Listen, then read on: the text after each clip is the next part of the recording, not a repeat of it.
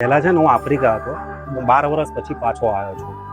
અને જ્યારે હું આફ્રિકાથી પાછો આવ્યો ત્યારે મને એક બીમારી થઈ હતી મગજની, અને એમાં મને ખેંચો આવતી હતી, વહી ચડતી હતી, અને શરીર મારું સાવ એ થઈ ગયું હતું, આમ જવો એવો જ થઈ ગયો હતો. પણ અહીંયા મારા સગા મને મૂકી ગયા અને ભગવાનની સેવા મને કરવાનું કહ્યું. મેં ભગવાનની સેવા કરી, શેષનારાયણ ભગવાનની અને લાલજી મહારાજ, એમની સેવા કરી. મેં આજે અમારા 4થું વર્ષ ચાલે છે. મને જેટલી પણ તકલીફ છે મને કંઈ જ નથી અત્યારે. મારી ખેંચો ગતિ રહી, મને જે પ્રોબ્લેમ હતા મગજના બધું કમ્પ્લીટ થઈ ગયું છે.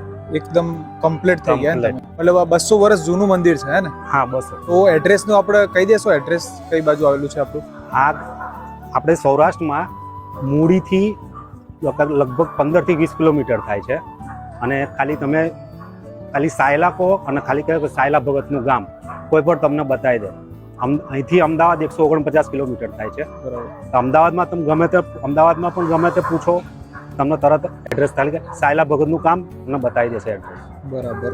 અને તમે આ મતલબ અહીંયા જે આપણે ટ્રસ્ટ મતલબ આ જે જમણવાર ને બધું ચાલે છે સેવા, એ સેવા કઈ રીતે છે? મતલબ આ સદાવ્રત જ છે, કે ટ્રસ્ટ શું નથી.